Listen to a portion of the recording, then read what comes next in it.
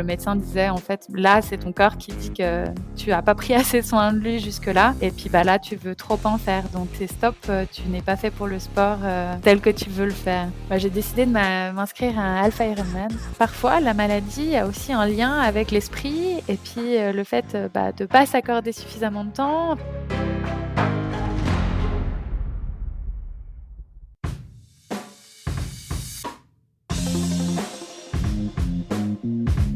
Hello hello, c'est Loïc Blanchard, le créateur et host du podcast indépendant Les Frappés.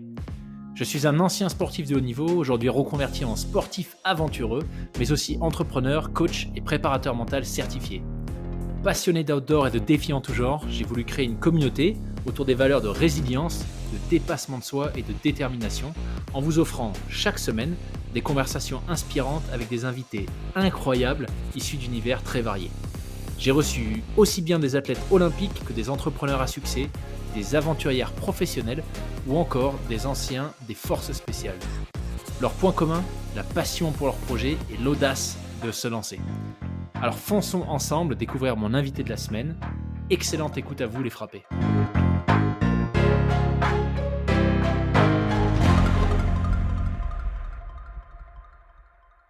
Bienvenue Marjorie sur le podcast.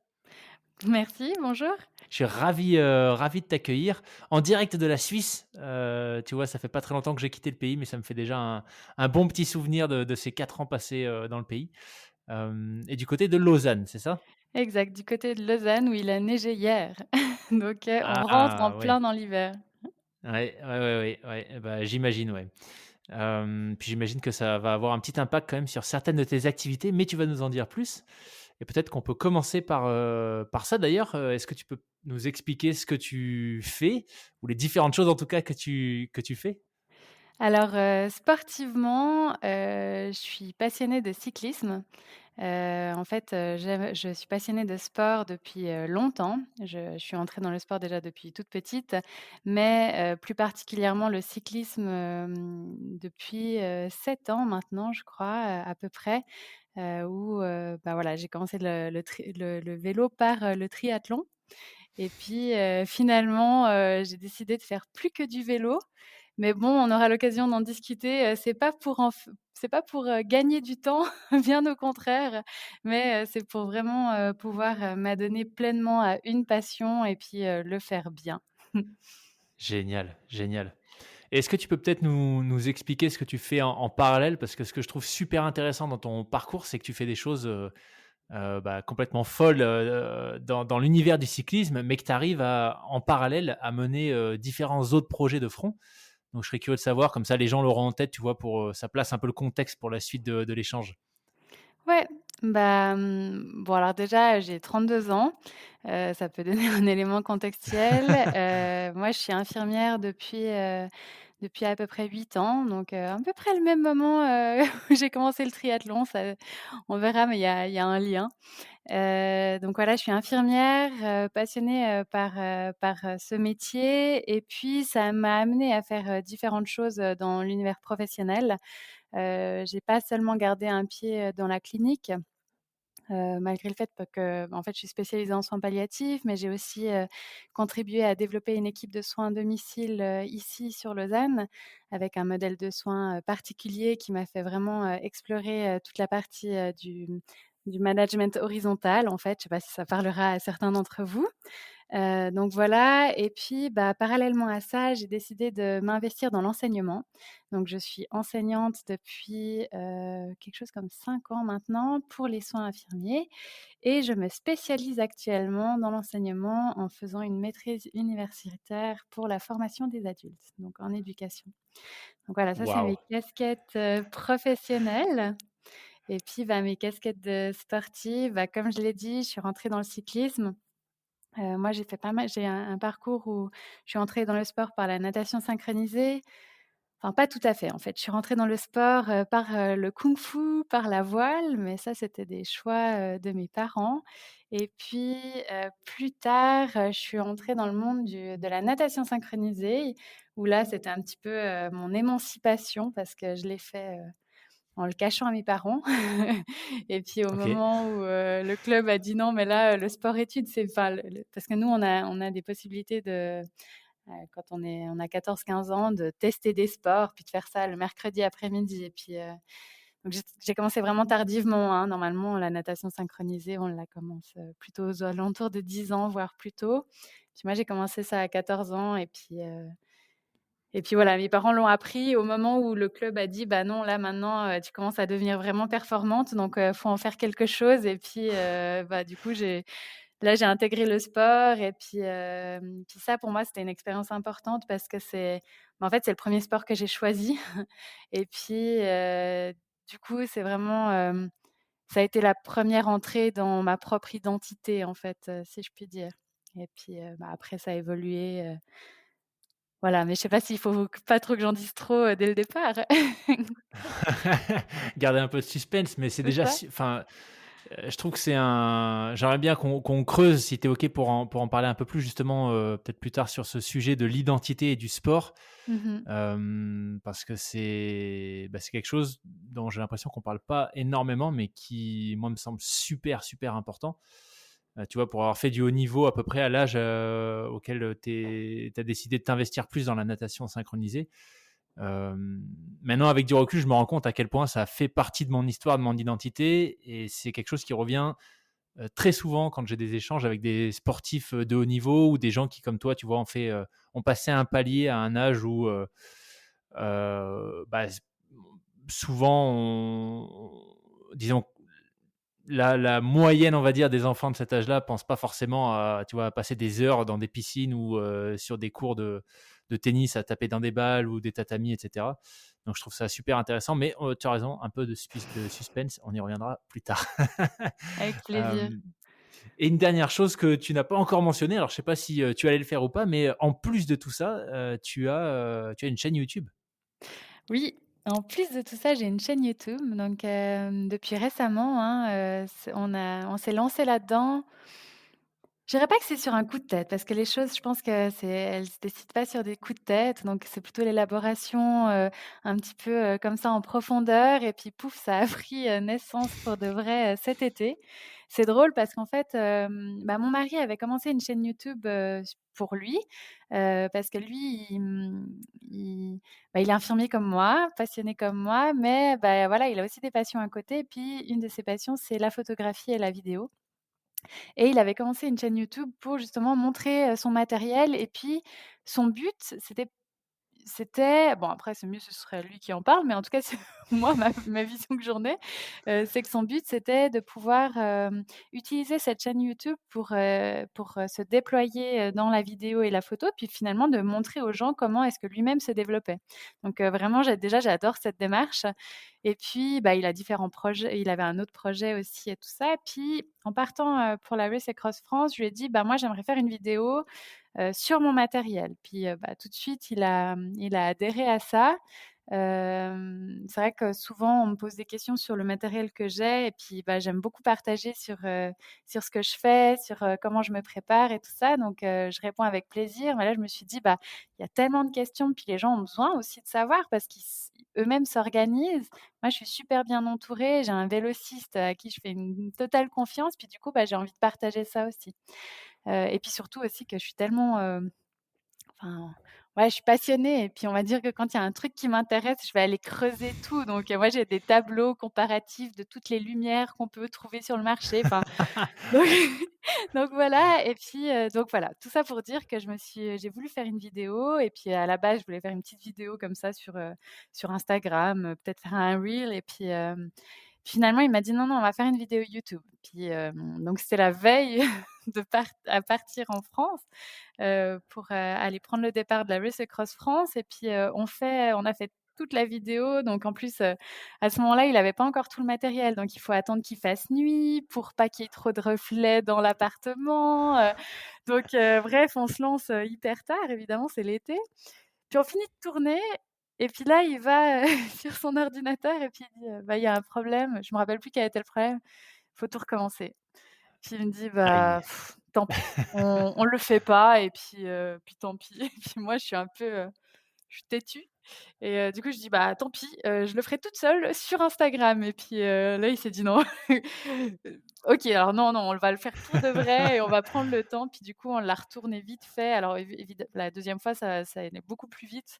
On l'a tourné, assez rapidement, à minuit, quelque chose comme ça. Après, il l'a retravaillé et pouf, c'était peut-être l'avant-veille de partir, mais ça lui laissait juste le temps de la travailler, la mettre sur YouTube et de partir en France. Et puis là, en fait, waouh, on a vu que ça a vraiment pris. Là, on est à plus de 17 000 vues, sur cette première vidéo. Bravo. Ouais, merci. Bah, merci et puis bravo à lui aussi parce qu'en fait, et puis ça se voit, si, ça donne l'envie à certains, d'entre vous, d'aller, regarder ces vidéos, bah, on voit qu'en fait son propre pari, il est vraiment tenu parce qu'on voit aussi, son évolution à travers, la vidéo et la photo et puis, voilà donc je trouve ça génial. Ça nous permet, chacun de partager nos passions et donc voilà, donc là, on a tourné encore des nouvelles vidéos. Et puis en fait, c'est de nouveau, c'est une transition et là, il y a plein de choses, qui vont arriver sur 2020, grâce à cette ouverture en fait où, du coup, autant à lui qu'à moi, ça nous a donné confiance. Ça a renforcé de nouveau toujours cette identité et là, bah, ça nous donne la confiance à développer, d'autres choses et puis à commencer des partenariats aussi. Super, super. C'est vrai que quand tu as des projets qui marchent bien comme ça et que tu emmènes plusieurs de front, c'est toujours, comme tu dis, ça fait un bon boost de confiance quand tu vois que certains, prennent, et se développent. Moi, la première question que j'ai peut-être envie de te poser, avant qu'on rentre dans le détail, décidément, on fait que repousser les sujets, mais avant qu'on rentre dans le détail peut-être du vélo, comment est-ce que tu fais pour gérer, tout ça de front? Alors déjà, je suis pas si différente que tout le monde, hein. Je suis même pas différente du tout. Mes journées font 24 heures, mes semaines font 7 jours. Heu, une chose souvent que je dis, c'est qu'en fait, j'ai appris très jeune à organiser mon temps. Puis très jeune, pas tant que ça finalement, mais quand j'ai commencé à, travailler, quand j'ai commencé la natation synchronisée en fait, hem bah, ça a pris très vite, dans le sens où après, 6 mois, d'entraînement, j'avais un niveau qui était trop élevé pour le club dans lequel j'avais commencé. Donc j'ai dû, aller dans un autre club et puis en fait, je suis passée de 2 entraînements par semaine à des entraînements, 5 à 6 fois par semaine. Donc je suis passée de 3 heures d'entraînement par semaine à près de 20 heures, avec des Waouh! compétitions aussi. Et là, c'est, bah, à 14 ans, en tout cas en Suisse, à 14 ans, c'est le moment où, au niveau de l'école, ça se corse, on arrive à ce qui s'appelle le gymnase, donc c'est une voie, c'est le baccalauréat, en fait, je pense chez vous et puis, donc voilà, c'est un grand investissement de temps, au niveau des études et puis en même temps, bah, j'avais cette passion qui se développait où, je découvrais des choses de moi-même, hein, parce qu'avant 15 ans, j'étais très enfin avant 13-14 ans, j'étais très, très, très, très timide, très, refermée sur moi-même. En tout cas, c'est l'image que j'en ai, actuellement et puis, du coup, ça a été vraiment important pour mon développement identitaire et j'avais envie de m'investir là-dedans. Donc j'ai vraiment, c'est pour moi, je pouvais pas choisir entre l'un et l'autre. J'avais fait même des demandes pour pouvoir avoir un gymnase, qui était proche de mon lieu d'entraînement. Ça n'a pas été accepté, mais du coup, bah, ça a engendré, beaucoup d'organisation,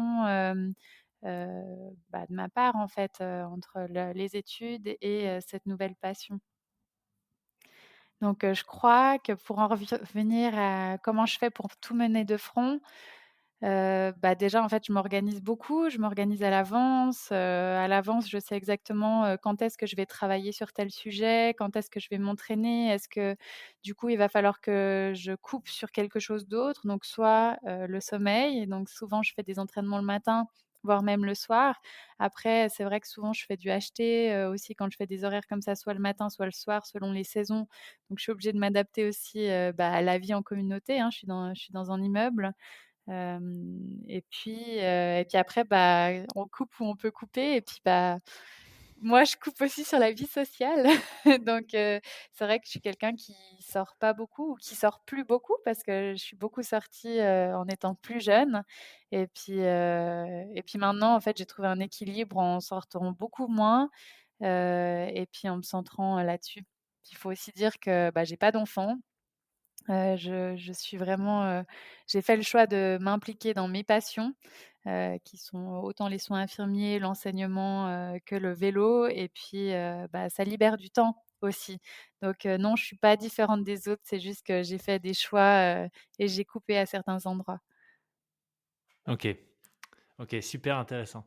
Alors j'aime bien demander parce que tu vois, c'est souvent il y a des invités qui ont des tips ou c'est toujours intéressant je trouve de voir comment les gens, bah, justement s'organisent ou les choix qu'ils ont pu faire. Tu vois, au moment où on enregistre, on est mardi, donc aujourd'hui il y a la sortie d'un épisode avec Perrine Fage, peut-être que tu, connais? Ouais.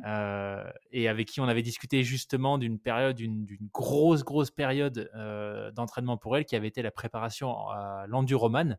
Mmh. Et elle expliquait qu'elle faisait des semaines entre son job à temps plein, et ses entraînements, des semaines à plus de 80 heures.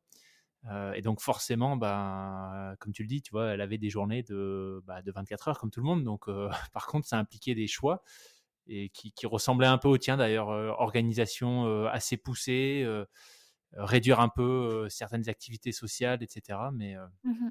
Ah oui et puis aussi, il faut quand même dire que enfin, pour ma part, bah, moi je vis en couple, on vit ensemble avec mon mari et puis il faut aussi, enfin, en tout cas dans mon cas, on prend vraiment du temps pour, organiser ça à 2 et ça peut paraître, enfin, ouais, autant ça peut paraître simple, on peut se dire: «Oui, mais évidemment qu'il faut le faire à 2. Autant on peut se dire: «Ouais, bon, c'est pas si important que ça» et en fait, c'est vraiment le socle qui fait que ça marche.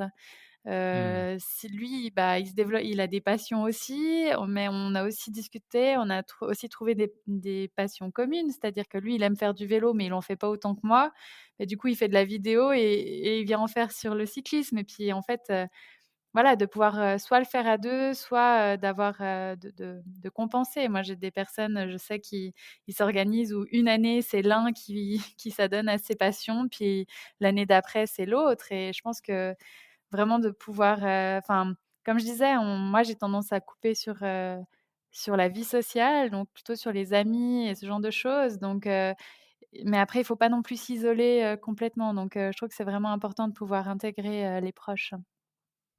ouais, super point. Et c'est vrai que pour vous, en tout cas de l'extérieur, ça donne un peu la vision, idéale du couple parce que toi, tu es dans tes activités et puis lui, en fait, il est dans les siennes, mais vous avez réussi à marier tout ça, en fait. Tu vois, je pense à une vidéo, je sais plus c'était une de tes vidéos une de vos vidéos, du coup, sur le tour d'un canton, je crois, en hiver. Chafouz. Ouais, peut-être, où tu fais une chute, sur Ouais. la glace. Et du coup, c'est là où on voit une partie un peu plus back office par rapport à d'autres vidéos, après ta chute. Et je trouve ça génial, tu vois, de voir ce que vous arrivez à construire, ensemble. Ouais, ouais, Super. ouais. Mais c'est un bon point effectivement sur le support et le fait de s'entourer en fait. Toi, vous 2, c'est peut-être la situation, rêvée, idéale, parce que vous vivez ensemble, voilà, vous êtes mariés, enfin, c'est le couple qui fonctionne comme ça. Mais c'est Mmh. vrai que, voilà, c'est le fait d'être, accompagné, supporté, c'est juste, super important quand tu as, autant de projets à mener, en simultané. Mmh. Enfin, de façon générale, mais surtout dans ce cas de figure. Cool.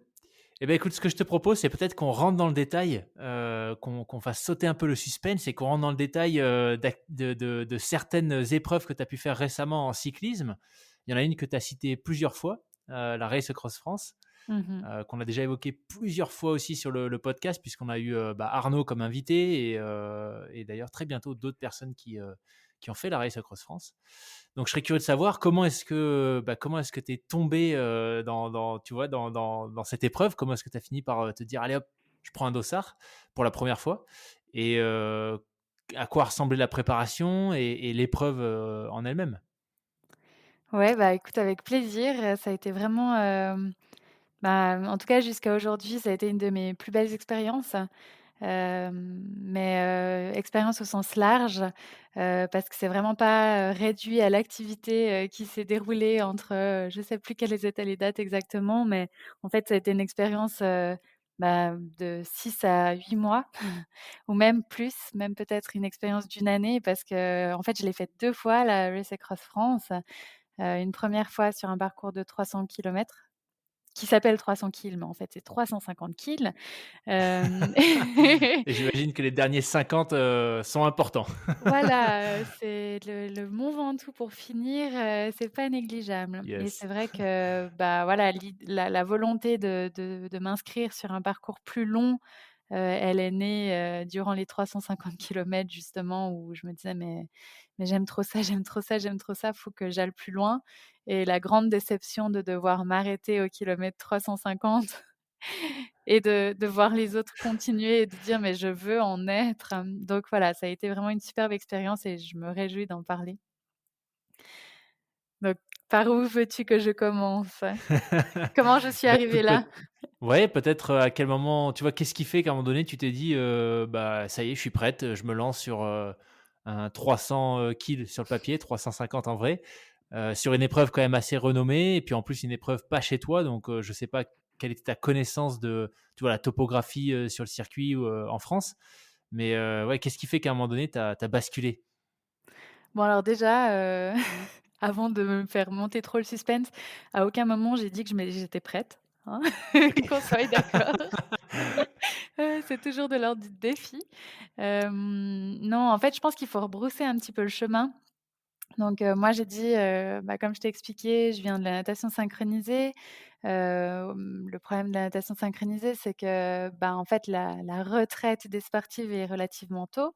Donc moi, j'ai pu monter, dans un niveau, assez élevé, mais voilà, entre 18-20 ans, c'est déjà un petit peu tard, en fait, pour la natation synchronisée. Donc il y a eu tout un moment dans ma vie où, j'ai un petit peu, plutôt fait de la natation synchronisée, mais voilà, plutôt de loisirs et non plus forcément de haut niveau parce que j'étais trop âgée. Une grande difficulté à retrouver un sport, en fait, parce que, quand on sort un peu de l'âge, enfant, adolescent où on a cette conscience des sports qui nous entourent, mais Mmh. c'est beaucoup des sports où, passé un certain âge, c'est difficile, soit ça n'existe plus, faut rentrer dans un cadre de sport, ce qu'on dit en Suisse master, donc master c'est les plus âgés et puis là, on est vraiment sur de la pratique de loisir. Sauf que, moi, j'étais rentrée, il y a peu de temps dans le sport, dans la compétition, et puis, c'était pas la pratique loisir qui me plaisait et puis, même si c'est pas forcément la compétition qui me plaît, je voulais quand même vraiment du dépassement de soi et c'est ça que je cherchais et puis du coup, j'ai fait quelques années à faire, plutôt, du fitness, de la course à pied, essayer un peu différentes choses. Là, je me suis sentie vraiment vieille. J'ai eu l'impression que, voilà, c'était trop tard pour commencer du sport et tout ça. Jusqu'à ce que, en fait, je rentre en plus dans la vie active en tant qu'infirmière donc en plus avec les horaires d'infirmière, j'avais tendance voilà, à quitter en fait la pratique sportive parce que c'était compliqué. On travaillait en 12 heures, je me levais à 4 heures du matin, je rentrais à 21:00-22:00.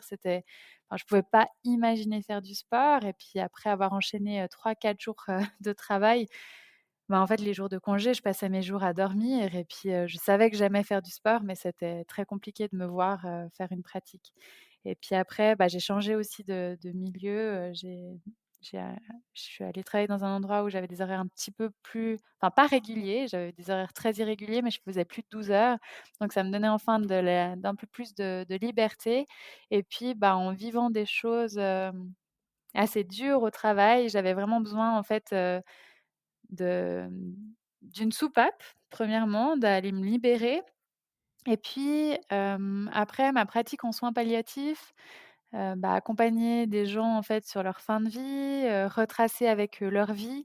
J'ai vraiment eu cette volonté de, en fait, faire quelque chose de la mienne et puis même si on fait tous des choses de notre vie, moi, j'avais envie de planter des choses, qui seraient comme des ouais, pas des pi ouais, des piliers, en fait, des choses qui seraient là où je pourrais me rattacher à ça en disant: «Bah, oui, cette année-là, j'ai fait ça» et puis, bah, on parle encore d'identité, en fait, le fait de pouvoir, bah, savoir qui je suis, et puis de pouvoir me définir au travers, de quelque chose et puis, je sais que, bah, il y en a, ça passe par l'art et puis, bah, moi, ça passe vraiment par le sport et puis, du coup, j'avais cette volonté-là et à ce moment-là, je suis rentrée dans le, monde du triathlon.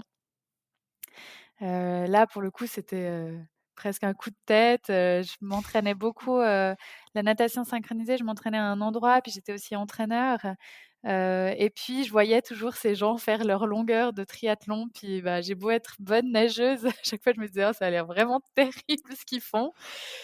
Puis un jour, je me suis dit: «Bon allez, il faut vraiment que je fasse quelque chose, il faut que je me bouge», puis du coup, j'ai appelé un ami en lui disant: «Bah, je sais que tu nages le jour où moi j'entraîne, donc comment je fais? Est-ce que je peux rentrer dans ce monde-là? Comment je fais?» Et puis, lui, il était vraiment, hyper enthousiaste, et si je l'avais vraiment écouté, 2 mois après, je faisais mon premier triathlon. Bref, j'ai commencé l'entraînement très fort. J'ai acheté un vélo alors que je me rappelais enfin, j'avais eu fait du vélo avec mes parents il y a très, très, très longtemps. Enfin, voilà, ça m'était jamais venu à l'idée même d'acheter un vélo pour faire des trajets, donc j'étais vraiment pas dans ce monde-là, mais je me suis dit: «Bon, faut un vélo, on va acheter un vélo». Ce que je voyais de bien dans cette pratique, c'est qu'en fait, ça allait me forcer à découvrir des pratiques que je connaissais pas du tout. Enfin, la course à pied, oui, je connais, mais là, la course à pied après du vélo, non. Le vélo, non, je connais pas. Le vélo de route, mais j'ai aucune idée de ce que ça veut dire et puis, bah, voilà, un bon élève, je suis allée acheter mon vélo, on m'a dit: «Faut des clips», j'ai dit: «Faut des clips», on achète les clips, faut des chaussures à clips, bah, faut des chaussures à clips. J'ai acheté la totale, puis je suis partie, quoi. Donc voilà, Et j'ai spontanément, c'est quoi chuté, qui hein. te ça a été quoi l'appel pour le triathlon? C'était, la perception d'une sorte de challenge, dans l'enchaînement des 3 disciplines ou c'est parce que, tu avais des gens que tu trouvais inspirants autour de toi qui en faisaient? Ouais, bah, il y avait cette personne-là, Antoine, qui pour moi était quelqu'un d'inspirant, quelqu'un de très vif, énergique et puis, je me suis dit: «Mais ouais, si c'est le sport qui lui donne cette énergie-là, je veux pouvoir voir, ce que c'est».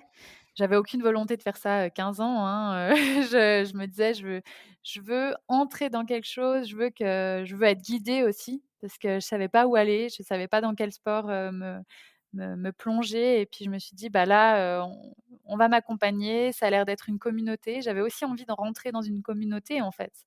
J'avais quitté l'identité de la nageuse synchronisée et du coup, bah, au fitness, on n'a pas tellement enfin, je retrouvais pas cet, aspect de communauté et puis là, voilà, je crois que c'est ce que je venais chercher, c'était une nouvelle pratique, de l'animation, le fait de m'animer moi-même et puis, bah, cet aspect de communauté. Ouais. Et ça, tu l'as fait, cette transition vers le triathlon, tu l'as fait combien de temps après avoir arrêté la natation synchronisée? L'arrêt de la natation synchronisée, elle a pris beaucoup de temps, hein.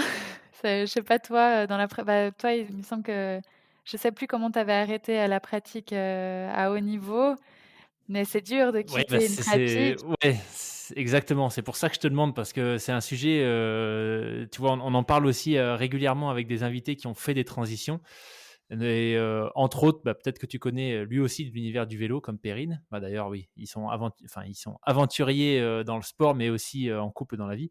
Il nous disait qu'apparemment ça a été mesuré, je crois que c'est une étude en France, qu'il faudrait entre 6 et 7 ans pour tourner la page du haut niveau. Mmh mh. Et depuis qu'il m'a dit ça, en fait, j'aime bien poser la question. Tu vois, quand il y a des situations de transition, des partages sur des transitions sportives. Moi, dans mon cas, ça a été clairement ça. Ça a été, comme tu dis, très difficile, Ouais, notamment en termes, bah, évidemment, d'identité, puisque bah, quand tu as grandi, que tu as été, tu vois, tu as fait que de la natation ou que du judo, bah, quand ça s'arrête, tu es qui en fait? ouais, ouais, Tu ouais. vois? Ouais, alors Et puis complètement. après en termes d'émotion aussi. Je sais pas si toi comment est-ce que tu l'as vécu, mais moi c'est vrai qu'en termes d'émotion, c'était très difficile de trouver une pratique. En plus au judo, c'est pas un sport de combat, mais il y a quand même une notion de il y a un adversaire, tu vois? Il y a c'est une compétition directe, Mmh tu mh. vois?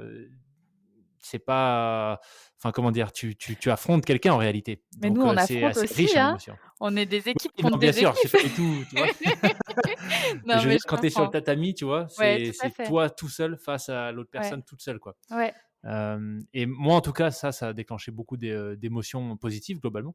Et c'est vrai que c'était difficile de trouver quelque chose qui m'en apporte autant. Mais je suis ouais. sûr, enfin, d'ailleurs, je te pose la question, quelles étaient, toi, les émotions fortes que tu as pu avoir en natation? Et comment est-ce que tu as fait pour pas les retrouver ailleurs, ou peut-être les retrouver ailleurs? Je sais pas si tu as pu le faire, mais comment est-ce que ça s'est fait, ce renouveau? Ouais. Déjà, j'aime beaucoup parce que tu parles finalement de toi face à quelqu'un d'autre sur un tatami et puis, bah, là, je me vois en fait, moi, c'était moi dans un groupe à aller dans l'eau et c'était en fait, c appartenir à un groupe et pour moi, ça signifiait énormément. C'était, bah, justement cette petite fille, cette petite Marjorie très timide, qui rentre pas forcément en communication avec les autres, qui arrive à entrer dans un groupe puis qui est acceptée par le groupe. Bah, au moment de quitter, c'est compliqué, hein, parce que, déjà, bah, voilà, hein, comme je l'ai dit, en fait, ce qui m'a fait quitter, c'est l'âge. Donc ça veut dire que mon groupe s'est aussi quitté avec l'âge. Donc c'est pas le groupe est pas resté, là, en fait, où on peut aller se raccrocher. C'est-à-dire que tout le groupe s'est délié. Quand après on essaie de continuer quand même, de se raccrocher, bah, on tombe dans un groupe avec, bah, celles qu'on appelait les petites. Donc c'est plus notre identité tout à fait. C'est Ouais, là aussi où je me suis sentie vieille parce qu'on passe dans les vieilles, enfin dans les grandes. Pour continuer, c'était de la natation synchronisée, mais plutôt, sous forme de spectacle. Donc ça veut dire que j'ai continué à faire du spectacle, où c'était comme du théâtre dans l'eau, en fait, mis en scène avec de la lumière et tout ça. C'était sympa, mais c'était pas ça que je cherchais. Puis en fait, j'ai eu l'impression de passer plusieurs années à chercher cette identité que j'avais créée, qui n'existait plus, parce que le groupe lui-même n'existait plus. J'ai aussi été entraîneur. Alors, j'ai commencé entraîneur avant d'arrêter, mais voilà, je cherchais aussi quelque chose, à ce niveau-là et puis, ouais, je pense que je sais moi, j'arriverai pas à dire quand est-ce que j'ai arrêté pour de vrai. Faut dire que dans ma vie, moi, j'ai tendance à toujours regarder devant, mais j'ai beaucoup de peine à regarder derrière. Ça peut être bien des fois, mais des fois, c'est pas toujours, évident. Puis c'est aussi pour ça que j'ai envie de planter des phares en disant: «Là, cette année, ça, j'ai fait ça». Et du coup, voilà, j'arriverai pas à dire quand j'ai arrêté. Je sais qu'à 18 ans, ça a commencé à devenir compliqué. À 20 ans, il a fallu plutôt prendre de la distance. Puis je dirais que j'ai vraiment arrêté la natation synchronisée à quelque chose comme 23-24 ans. Et puis après, à 25-26, bah, là, je suis plutôt, entrée dans le triathlon. Donc, entre la natation et le synchronisé et le triathlon, il y a eu 10 ans, enfin 10 ans, 2 ans de flottement où j'ai fait plutôt, bah, un peu de fitness, un peu de course à pied de temps en temps, surtout pour se maintenir. Mais là, je crois que j'étais plutôt en train de faire mon deuil de l'identité parce qu'à ce ouais, moment-là, pendant ces 2 ans, j'ai plus du tout recherché vraiment d'identité. Puis j'étais si prise par mon travail, voilà. Et puis, le triathlon, bah, là, vraiment, je crois que je cherchais vraiment la communauté et puis, si on fait évoluer, bah, je crois que le vélo me permet du coup d'exister seule et plus seulement, au travers d'une communauté, même s'il y a toujours une communauté, mais on peut exister, sans être un groupe. ouais. Ouais, Et alors tu disais que le triathlon avait été d'abord, ça avait été une étape pour finalement arriver au vélo. ouais. Mais je sais, pour avoir écouté, une autre de tes interviews avec Arnaud, que ton passage par l'univers du triathlon a été, heu, un challenge, je crois qu'on peut dire ça. Je me demandais quel mot Heu, tu allais utiliser. Exact. je sais pas si c'est ce que tu utiliserais, mais moi quand je t'ai entendu expliquer tout ce à travers quoi tu avais dû passer, c'est quand même ce qui m'est venu. Mmh Et mh. bah, je trouverais ça super intéressant si tu pouvais le partager, sur le podcast, nous expliquer un petit peu, comment se sont passés les débuts et puis très vite ce qui est apparu et comment tu l'as géré? Mmh. Hem Très vite, j'ai été, en fait, ça waouh, ça m'a remplie, ça m'a apporté ce que je cherchais, la communauté, aller courir ensemble, les gens qui se dépassent, qui s'encouragent, waouh, j'ai vraiment, tout de suite été, accueillie comme dans une famille. C'était incroyable parce qu'il y avait plein de femmes, plein d'hommes, enfin tout le monde se parlait, et puis on existe au travers différents sports, heu, qui se combinent. Enfin, c'était un monde nouveau. Moi, j'adore apprendre, donc là, j'étais vraiment tout le temps en train d'apprendre, et puis, bah, toute cette énergie, bah, a fait que je me suis beaucoup trop entraînée. Comme beaucoup, je me suis blessée très vite. D'ailleurs, je me rappelle encore le président qui c'est en fait une chose qui est jolie, c'est que, bah, quand j'ai commencé la natation synchronisée, j'ai eu, après, 3 mois, un mérite sportif parce que j'étais arrivée, 3e, de ma région, en fait, à une compétition. Puis la personne qui m'a donné le mérite sportif, c'est lui qui était le président du club qui m'a accueillie après en tant que triathlète. Puis il OK. m'a dit, «Oui, les nouveaux, faut faire attention parce qu'ils ont toujours tendance à commencer trop vite et se blesser tout de suite». Puis moi j'étais là: «Ouais, ouais, bon, quoi ce jour, moi je me suis jamais blessée de ma vie, je suis une sportive de haut niveau, il y a pas de souci». Et puis voilà, au bout de 2 mois, je me suis fracturé les 2 jambes de fatigue, donc avec 3 fissures, donc sur le tibia droite et 2 sur le tibia gauche. Très dur parce qu'en fait, ça m'a mis à l'arrêt sportif et professionnel. Bah, en tant qu'infirmière, quand on doit pousser des lits, quand on est toute la journée debout, bah, en fait, on peut plus. Donc voilà, je me suis retrouvée vraiment à l'arrêt. Ensuite, ça a été long parce qu'en fait, bah, je réenflammais tout de suite mes périostites. J'ai dû passer par en fait, un apprentissage. Un réel apprentissage, de la pratique sportive d'une part, mais de mon corps. Faut savoir que dans l'eau, bah, les choses sont plus faciles, le corps est porté, il y a il y a j'ai jamais eu de difficultés dans l'eau, j'ai jamais eu, alors il y en a qui se blessent aussi, hein, mais voilà, pour moi le milieu de l'eau, c'était quelque chose de vraiment très facile, et puis là, je me suis confrontée vraiment à des grandes difficultés, et puis, bah, en fait, j'ai dû, dire stop. Et bah, comme on a commencé, le podcast, hein, peut-être que les auditeurs auront, compris que je suis quelqu'un de très, très active, qui aime faire beaucoup de choses, qui mène beaucoup de choses, en même temps, et puis là, bah, il y a tout qui s'est arrêté. J'ai eu un moment, enfin, et puis quand je dis qu'il y a tout qui s'est arrêté, ça a duré, à peu près 2 à 3 ans, où à chaque compétition que je m'inscrivais, je devais l'annuler. Où je m'inscrivais pour me dire: «Là, je serai prête». Pouf, je devais l'annuler parce que j'étais encore blessée, et je dis que ça a duré 3 ans parce qu'il y a eu les fractures de fatigue. Après, il y a eu les inflammations dans à peu près tout le corps. J'ai fait des inflammations du psoas où je pouvais plus marcher. J'ai fait des inflammations sous le pied où je me suis retrouvée avec des béquilles. Je me suis retrouvée, à un moment, bah, justement quand j'avais cette inflammation au pied, à ce qu'un médecin me dise: «Bah, maintenant le sport, c'est fini». Bah, la natation synchronisée, ça a fait des dégâts dans le sens où, bah, on nous demande, de nous ressembler les unes les autres, d'avoir un poids équivalent, et puis, bah, comme la danse classique, ça inflige aussi des difficultés, de l'ordre alimentaire.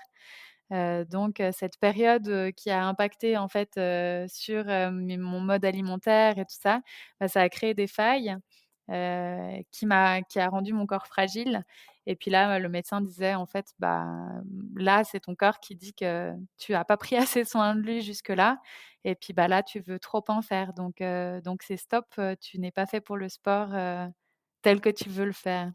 Donc ça a été extrêmement dur. Et puis là, quand on parle la construction identitaire et tout ça, Bah, en fait, j'avais plus d'identité. J'avais enfin trouvé un Ouais. groupe, en plus j'étais infirmière, donc j'avais ces identités et tout ça. Puis là, bah, je peux plus travailler, je fais plus partie du groupe, je peux même plus puis quand on a des béquilles, bah, évidemment, on peut plus être infirmière non plus. Donc il y a eu beaucoup d'arrêts, beaucoup de moments où je me suis retrouvée, bah, dans mon canapé à regarder, les autres faire du sport sur la télévision et puis, à me dire: «Mais bon, maintenant, il va falloir te réinventer, quoi». Et puis, bah, en fait, là, ça je pense que c'est là où j'ai commencé un peu à me réveiller, à me dire: «Bon, OK, tu veux faire du sport, mais c'est pas juste une pratique pour, s'entretenir, le physique, pour, rentrer dans le maillot de bain ou j'en sais rien». C'est le sport, c'est bien plus global que ça. Là, ton corps t'envoie des signaux. Donc en fait, ton corps, il a une intelligence, mais seulement si on l'écoute. Et là, j'ai commencé à essayer à apprendre à l'écouter. Moi, j'étais suivie par un kinésithérapeute, donc en Suisse, c'est des physiothérapeutes, qui trouvaient pas aussi, ce qu'il fallait pour m'aider. On n'avait pas eu la même communication et puis à chaque fois que je venais et puis que je me plaignais d'avoir mal et il me disait: «Bah, est-ce que tu as couru?» Je dis: «Bah, non, je peux pas marcher, donc comment je peux faire pour courir?» «Ah bah, est-ce que tu as nagé?» Je dis: «Bah non, je suis bonne nageuse et je peux pas aller à la natation, voir tous les autres qui vont me parler de leur triathlon, alors que moi, je suis coincée dans la piscine et moi, la piscine, je veux plus la voir, quoi. Si c'est pour pas faire du sport, en compétition, Ouais. la piscine, je m'en fiche. Les carreaux, voilà, je les connais par cœur». Puis voilà, là, ça a été très compliqué et puis à ce moment-là, je dis: «Bon, bah, lui, il n'arrive pas à trouver, la communication, ou il trouve pas le point pour m'aider. Donc il va falloir aussi que moi, je fasse un effort et puis que je trouve comment m'aider». À ce moment-là, une chose qu'il m'avait dit, c'est: «Bon, bah, tu es quelqu'un d'hyper stressé, regarde sur, l'alimentation et le stress». Alors là, j'ai commencé à voir que, bah, effectivement, selon comment je m'alimente, mon corps entier réagit. Donc là, bah, je crois que j'ai commencé, à écouter mon corps en essayant de comprendre qu'est-ce qu'il avait besoin pour fonctionner en termes d'aliments. Après, j'ai commencé le yoga en me disant, là, je suis rentrée dans le yoga par, le fait qu'il fallait diminuer mon stress, et puis, en fait, par cette pratique-là, je me suis rendu compte, le bienfait des étirements, sur mes inflammations. Donc j'ai réussi à abandonner, définitivement, en tout cas jusqu'à aujourd'hui, mes inflammations du psoas qui étaient vraiment récurrentes. Hem, j'ai réussi alors le pied, c'était plus compliqué et puis, bah, le jour où, après je suis allée voir un autre, kinésithérapeute qui me suit encore maintenant, que je vois maintenant, 1 fois par semaine, voire plus, selon les besoins. À ce moment-là, j'ai aussi commencé à avoir un chiropraticien. Je ne sais pas si c'est le même terme chez vous. En fait, c'est un médecin qui s'occupe, vraiment au niveau osseux de l'alignement, mais aussi, au niveau nerveux. Donc, ce que notre Mmh. corps, nous dit quelle position notre corps nous dit de prendre, par rapport à différents signaux. Puis lui, maintenant, je continue encore à le voir à peu près 1 fois, par mois, tous les 2 mois ou, voilà, selon les périodes de compétition. Puis j'ai commencé à m'entourer comme ça, de différents professionnels, qui eux avaient une connaissance sur le fonctionnement du corps qu'ils allaient pouvoir m'apporter et puis, bah, moi de mon côté, j'ai continué mon chemin en essayant de voir, bah, finalement qu'est-ce que mon corps il avait besoin et qu'est-ce qui lui faisait du bien. Et puis, bah, là, comme le médecin avait dit, «On arrête le sport, c'est plus pour vous», bah, j'ai décidé de m'inscrire à un Alpha Ironman. J'attendais que ça arrive ça. Voilà, donc ça, Excellent. c'était, au mois de novembre-décembre, 2017, je crois. On m'a dit, «Le sport, c'est fini» et puis, bah, là, j'ai beaucoup ruminé et puis je me suis dit: «OK, bah, mois de janvier, je prends un coach» parce que ce qui me fait arriver en blessure, c'est le surentraînement. Je connais maintenant le surentraînement par cœur, mais je ne sais pas vraiment comment l'éviter, donc j'ai décidé de prendre un coach qui m'a suivie, bah, voilà, depuis quelque chose comme le 1er janvier.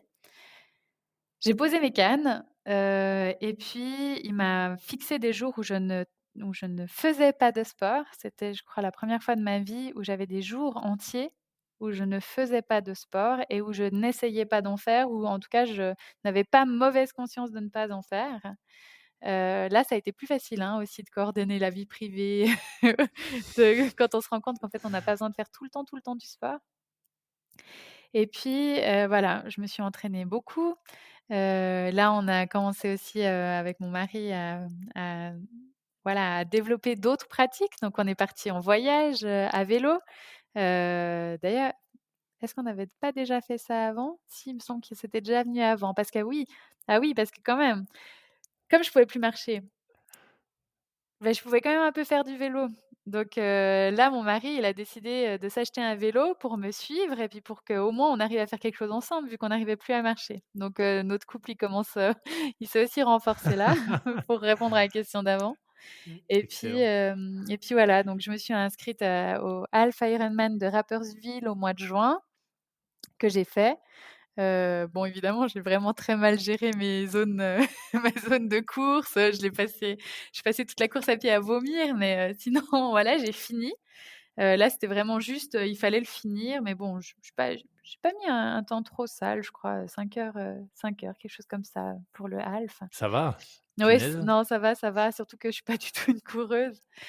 Et puis, et puis après, bah, là, je me suis dit: «Bon, franchement, je suis bien entraînée, je sais pas ce que la vie me réserve. Jusque-là, ça a été tellement compliqué. Cette année, je suis entraînée. Aujourd'hui, je me sens bien. Je fais un Ironman complet».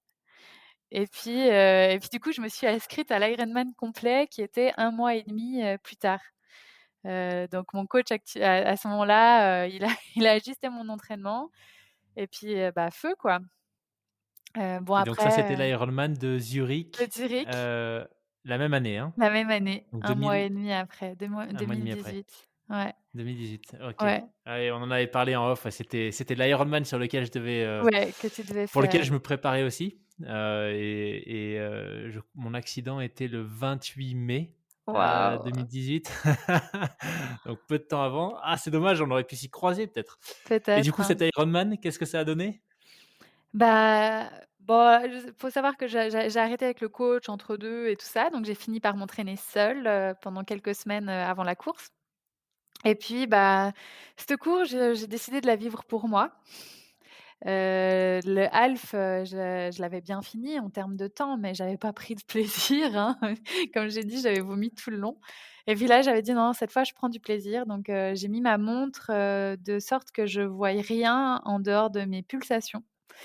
Et puis, bah, j'ai fait ma course comme ça, à parler avec tout le monde parce que je suis un peu comme ça, hein. Moi, en course, je vais aller partager mes gels, je vais aller donner une barre à quelqu'un qui a faim. Et puis voilà, du coup, j'ai vraiment pris un plaisir de max. Enfin, c'était incroyable cette expérience. Elle me fait vivre encore aujourd'hui parce que c'était génial et puis, bah, je l'ai plutôt bien fini, avec un temps qui me rend encore assez fière aujourd'hui. Allez, vas-y, vas-y, partage-le. Je l'ai fait en 11h15 et Ah ouais, je suis arrivée bon, évidemment, j'avais pas ma montre, j'ai pas regardé, j'ai demandé à tout le monde qu'ils me disent pas, mes stats et puis, bah, en fait, à 2 kilomètres de la fin, ma maman m'a dit: «Mais bravo Marjorie, tu es à 5 minutes du podium» et donc voilà, je suis arrivée à 5 minutes du podium. Mais ce waouh! n'est pas grave, je mon but, c'était vraiment pas d'y être, c'était pas d'aller à Hawaï et d'ailleurs, on en avait déjà discuté avec mon mari qui était pas mon mari encore à ce moment-là, que si j'avais le slot, je n'irais pas à Hawaï parce que, bah, on préparait notre mariage, et donc voilà, mais ça a été, bah, là, en termes d'identité, à partir de ce moment-là, j'ai osé dire que j'étais triathlète, que je faisais enfin partie de cette communauté, donc il m'a fallu, quand même, quelques années et puis un Ironman, quoi. Et puis C'est voilà. marrant. Ah génial, génial. Bah, en tout cas, félicitations et Merci. c'est vraiment impressionnant de voir comment tu as réussi à reprendre le contrôle, en fait, hein, après cet avis médical, voilà, assez, on va dire assez clair, assez ferme, en tout cas, très très ouais, qui a engagé, finalement beaucoup de choses, Mmh. et finalement, bah, la conclusion de tout ça, c'est que, bah, en t'écoutant et en apprenant à mieux détecter les signaux et mieux les interpréter, les signaux de ton corps, finalement, ouais, encore une fois, tu as repris le contrôle, Mmh. et le résultat est juste complètement fou, donc c'est génial. Ouais, ouais, ouais et puis, bah, voilà, pour finir l'histoire, après, Bah, l'année d'après, j'ai décidé de faire, un autre Ironman, donc j'ai fait Embrun. Après, bah, malheureusement, le stress m'a pris le dessus, donc j'ai pas pu finir la course à pied, malgré avoir fait un très bon vélo et puis, d'arriver vraiment avec les jambes sur la course à pied. Mais voilà, là, ça a été mon souci, au niveau gastrique et puis, bah, j'avais l'objectif de repartir sur Ironman et puis, Embrunman notamment, l'année d'après. Mais l'année d'après, bah, ça a été le covid. Donc voilà, ça on a tous, vécu, plus ou moins la même Ouais, chose avec le covid, en tout cas dans la surprise que ça a amené et puis dans l'annulation, de plein d'objectifs, qu'ils soient professionnels, personnels ou sportifs. Et puis, bah, moi j'ai cherché enfin j'ai à ce moment-là, en fait, j'étais infirmière et enseignante pour les infirmiers, mais la particularité c'est que je travaille, j'organise la formation pratique des étudiants et puis, en fait, à ce moment-là, en Suisse, on a décidé de retirer, une partie des étudiants de stage pour aller les déployer. À ce moment-là, on parlait encore de déploiement. Donc on les a déployés dans les équipes de soins pour aller renforcer, les manques, d'infirmiers. Donc moi, je coordonnais, cette organisation-là et puis, bah, je travaillais, 12 heures par jour, 7 jours sur 7 pendant à peu près 6 semaines. Donc ça a été très, très long, très, très dur. Pendant ce temps, ma coach, bah, en fait, elle nous avait donné des défis où il fallait faire, tous les jours pendant un mois, 45 minutes de home trainer. Parce qu'en plus, il faut savoir que on avait pris la décision avec mon mari d'arrêter complètement le vélo. En Suisse, on avait le droit encore de sortir de la maison, mais on avait décidé d'arrêter de toute pratique sportive à l'extérieur pour pas prendre de risques et pas encombrer, les urgences. ouais, Donc en fait, bah, voilà, c'est le défi que ma coach m'avait donné de faire tous les jours du home trainer pendant en tout cas 45 minutes. Ça m'a vraiment aidée, bah, à survivre, dans cette crise et puis là, en fait, je me suis dit: «Mais, voilà, moi, je me vois pas, aller courir, je me vois pas, essayer d'aller nager dans le lac, faire tout ça alors qu'on sait pas s'il y a un Ironman à la clé. La préparation, elle est si exigeante que je ne me vois pas, en fait, surtout que j'aime pas tellement nager, je suis bonne nageuse, mais j'aime faire de la natation synchronisée, j'aime pas faire des longueurs et puis, du coup, je me voyais pas faire des entraînements qui, en plus, c'était pas moi, la course à pied, c'est un gros problème, à cause de mon estomac qui est fragile. Bah, comme beaucoup, hein, mais voilà, moi, c'est en tout cas une de mes grandes difficultés et puis là, je me voyais pas de continuer un entraînement sans savoir ce qu'il y avait au bout, ouais. voilà et puis finalement, comme j'avais fait beaucoup de vélo, je me suis dit: «Bah, allez, je me mets un objectif». J'ai vu qu'il y a un truc là, de l'ultra. Alors moi, je j'étais pas du tout concernée par l'ultra, c'était plutôt une amie à moi, Daniela qui avait ça en ligne de mire, mon mari, qui me parlait de transcontinental et tout, puis moi, je prenais même pas la peine d'aller me renseigner sur ce que c'était.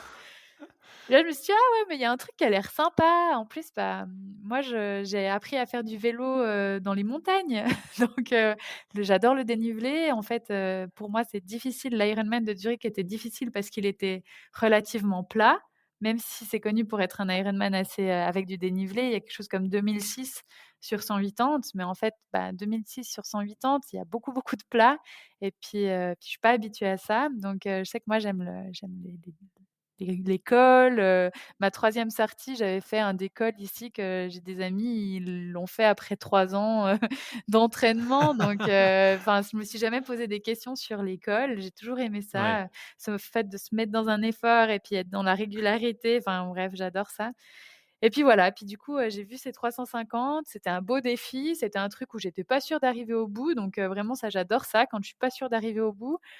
Et puis en plus, ça faisait passer, bah, par, plein de régions que je connaissais pas, que je rêvais de découvrir, donc pas l'Ardèche, mais les gorges du Verdon et tout ça. Et en plus, ça arrivait en haut du mont Ventoux que j'avais déjà fait une fois et que j'avais trouvé, juste sublime. Donc voilà, je me suis inscrite, sur un coup de tête en pensant que c'était plutôt, voilà, c'était l'année covid, on fait des choses qu'on n'aurait pas pensé faire avant. Et puis, bah, voilà, comme je t'ai dit, après, j'ai pris le départ. Déjà, le départ, c'était incroyable, bah, tu as rencontré Arnaud. Arnaud, c'est un personnage, enfin une personne d'une grande, grande bienveillance, qui aime partager, qui met, tout en place pour que les gens soient bien accueillis et puis se sentent bien. Et puis, c'est vrai que alors pour ceux qui écoutent, qui ont participé à une de ces courses, sur n'importe quel format, mmh, peut-être qu'ils ont vécu la même chose que moi. Moi, j'étais vraiment, surprise à l'arrivée, en fait.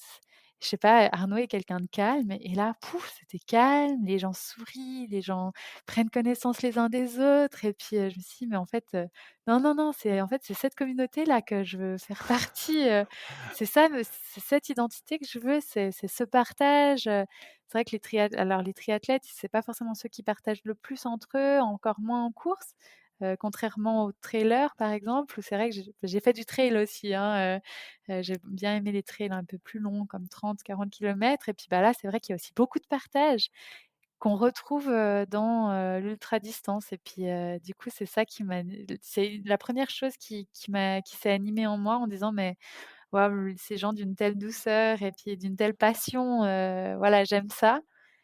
Et puis, bah, voilà, quand j'ai dû arrêter au kilomètre 350, mais je me rappelle encore ce sentiment de mon mari était là, donc je savais que je pouvais pas continuer parce qu'il avait pas quand même il avait pas attendu toute une journée, L'échappée. pour que je lui dise: «Bah, non, reviens demain». Donc voilà, mais je me rappelle que là, je me suis dit: «Mais non, mais en plus je suis capable, je sais» et je crois que j'ai eu un peu ce sentiment comme, quand je me suis inscrite à mon Ironman long, enfin le complet, de me dire: «Mais aujourd'hui, je suis entraînée, je sais que je peux le faire. L'année prochaine, j'en sais rien. Je sais pas ce qui m'attend». Donc je me rappelle avoir demandé à Arnaud: «Mais j'aimerais bien continuer», juste pour voir s'il me disait: «Bah, vas-y» ou s'il me disait: «Bah, non, tant pis» et en fait, en l'occurrence, il m'a dit: «Bah, l'année prochaine». Alors, donc voilà et puis, bah, ouais, là, je me suis rendu compte que le vélo, bah, j'avais pas de problème d'estomac, j'avais beaucoup moins de problèmes au niveau inflammatoire, tout ça. Je suis quelqu'un qui me bloque vite du dos, donc là, il y a plus de natation, je me bloque plus le dos. Enfin, il y a puis là, je me suis dit: «Mais en fait, ça peut aussi être, simple, beaucoup plus simple». Et puis, donc voilà, c'est pour ça que j'ai décidé d'arrêter le triathlon et puis, de m'adonner, complètement au cyclisme. Même si j'ai quand même fait un Xterra cette année, parce que Accessoirement, de pour temps un en petit temps, détail. une petite nouveauté, ça fait pas de mal. Mais voilà comment je suis rentrée là-dedans. Génial, génial. C'est vraiment un univers, l'ultra distance à vélo qui me fascine parce qu'il y a plein de choses, tu vois, il y a plein d'aspects, que ce soit la préparation, la gestion de l'effort, le sommeil, mais aussi la tactique, parce qu'en l'occurrence, je crois que sur les alors tu me corriges, hein, si je dis des bêtises, mais, peut-être pas sur le 350, mais sur les formats très longs, à partir du moment où tu passes par les checkpoints, le reste du parcours, c'est toi qui le dessines, en fait, c'est ça? Alors dessine, je sais pas où tu veux en venir par là, mais en tout cas le parcours il Et est décidé. Il est le parcours est tracé, décidé, OK. voilà. OK. Maintenant tu dessines dans le sens où tu as une certaine marge de liberté où, bah, au début tu as des checkpoints, tu as des heures pour y arriver, ce qui rend, la première partie assez fastidieuse parce qu'en fait les heures sont assez, serrées. Tu as 24 heures pour, arriver en haut du mont Ventoux, donc ça, là, ça va encore, mais tu as, 2 jours, non 36 heures pour arriver au kilomètre 550. Donc là, ça Waouh! commence à se compliquer. Moi, je suis arrivée, sur le kilomètre au Mont Ventoux la première année, je suis arrivée deuxième femme donc là, on voit un peu que ça permet juste sans me vanter, même si je suis fière, ça permet juste de voir finalement que le niveau, que je suis pas arrivée dans les dernières donc et je suis arrivée en 17 heures. Donc 17 heures, bah, j'avais 5 heures de marge. Mais si on compte qu'il faut encore, se reposer, et puis une course en 350 kills, on la fait pas à la même vitesse qu'une course de 500, 1000 ou 2005. Donc Eh oui. mes 17 heures en allant, plus ou moins à bloc, bah, c'est plus 17 heures une fois qu'on se lance sur d'autres formats. Donc Ouais. réussir ensuite, à faire 200 kills de plus, en 36 heures, bah, ça devient vraiment serré et moi cette année sur le sur le 1000, j'ai vraiment été stressée, par cette arrivée au kilomètre au kilomètre 550 et puis il y a eu, alors je sais pas combien il y en a eu qui ont pas pu continuer, parce que je sais qu'ils ont augmenté aussi la barrière horaire qui était vraiment compliquée. Surtout que la barrière horaire, elle est pas juste compliquée en termes de: «OK, je me fixe une moyenne de temps et puis j'arrive dans les heures», c'est pas problématique. Non, à côté de ça, il y a la canicule, à côté de ça, il y a la déshydratation, à côté de ça, il y a il y a, mmh, il y a la surchauffe, moi je me suis arrêtée hyper régulièrement pour enlever mes chaussures, me plonger dans des fontaines, parce que je Ah ouais. surchauffais et puis en fait, c'est tout ça qui fait que, bah, en fait, 36 heures, c'est chaud, quoi. Du coup, je sais plus quelle était ta question parce que je m'emballe. Non, mais c'était exactement ça, en fait, tu vois? C'était tout ce que tu évoques, en fait, ces aspects, hyper stratégiques, de Ouais, gestion, que ce soit dans la préparation, l'itinéraire, où est-ce que tu dors, quand tu dors. ouais, Donc je trouve que, en tout cas, moi, c'est des aspects qui, tu vois, qui sont fascinants parce que ça rajoute, un petit truc en plus, c'est ouais, pas juste une épreuve sportive, tu vois? C'est il y a plein d'autres paramètres ouais, c'est et une qu'en tout cas, expérience. quand exactement, ouais, c'est ça et quand tu en parles, on sent, tu vois, il y a la flamme qui est là et c'est quelque chose que je retrouve avec beaucoup de gens qui font de l'ultra en cyclisme. Ouais, Ah bah, d'ailleurs, peut-être que tu l'as croisé, l'épisode va sortir la semaine prochaine avec, Benoît Bigot qui a gagné ouais. La première la année et bah, 350. cette Ouais, année aussi, hein et en ouais fixie. Ouais, et en fixie, incroyable, ouais. incroyable. Ouais, ouais, Qui ouais, lui, il a rajouté un paramètre. il m'a dépassée mais comme une bombe. Ouais, ouais, ouais, ouais, alors, je le connais pas personnellement, j'ai essayé de lui dire salut comme ça, mais, non, non, je l'ai croisé vraiment de loin, mais très impressionnant, une belle performance, hein, qu'il nous a fait là. Ouais, Ouais et on évoquait justement, tu vois, tout ce que tu viens de mentionner aussi sur, la gestion du sommeil, le rythme, que tu pars pas parce il nous parlait surtout d'un biking man, au Portugal, alors je me rappelle plus la distance, mais, je crois que c'est un 1 000 kilomètres ouais, et donc justement, tu vois, on parlait de ça, qu'il a fait en 52 heures, enfin un truc, complètement dingue, mais c'est juste super intéressant donc, je suis pas trop surpris vu ce que tu racontais avant en termes de, tu vois, d'identité, de communauté, ce que tu cherchais dans le triathlon, que tu l'aies visiblement trouvé dans l'ultra, à vélo. ouais. Ouais, moi, c'est ça que j'aime, en fait, c'est bon, alors la communauté et tout ça, mais aussi toute la complexité, en fait, qui la compose. Tu l'as dit, hein, le sommeil, l'alimentation, la récupération, et puis, en fait, tout ça, bah, ça se construit à l'entraînement.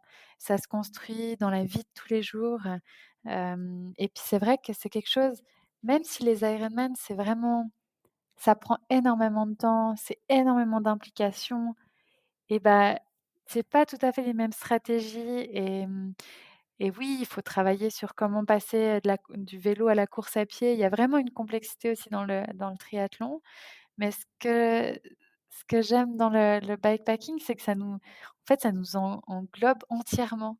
Bah, en triathlon, en Ironman, on réfléchit pas à comment on dort. On essaie juste de dormir le maximum avant et pendant l'entraînement pour se ressourcer. Bah, là, non, il va falloir dormir suffisamment pour se ressourcer, mais pas trop pour pas perdre trop de temps. Bon, en l'occurrence, j'ai beaucoup trop dormi sur ma course et j'ai perdu un max de temps, mais j'étais pas capable de le faire différemment. Donc après, ça donne des indications sur l'entraînement, sur, l'hydratation, sur la connaissance de son corps. Moi, j'en ai vu plein, qui comprenaient pas ce qui leur arrivait. Tu vois? De dire: «Mais je suis pas bien, j'ai la tête qui tourne, j'ai vomi tout le long», et puis alors bon, oui, je suis infirmière, donc évidemment, j'ai une compréhension aussi, différente, mais en fait, des gens qui s'étaient pas questionnés sur combien est-ce qu'ils allaient devoir boire sur la course, qui s'étaient pas forcément questionnés sur combien ils allaient manger. C'est vrai qu'on entend souvent: «Bah, ouais, en ultra, tu manges quand tu as faim et puis tu manges ce que tu as envie». Alors oui, et puis peut-être ça marche pour certains. Moi je sais qu'avec moi, bah, ça marche pas forcément comme ça parce que, de manger, peu pendant un certain laps de temps parce qu'on n'a rien à manger et puis ensuite de manger beaucoup pour compenser ce qu'on n'a pas pu manger avant, en fait, ça fait aussi énormément varier la glycémie. Ça veut dire qu'aussi en termes d'hydratation, on a besoin d'apports, au moment où on mange aussi. Au niveau de l'hydratation, bah, moi, enfin, voilà, le corps, il a besoin de s'hydrater.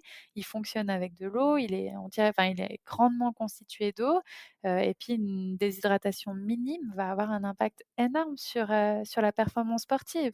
Puis même si je suis pas là pour faire de la performance et bah, qui dit performance sportive dit aussi simplement le plaisir qu'on y trouve.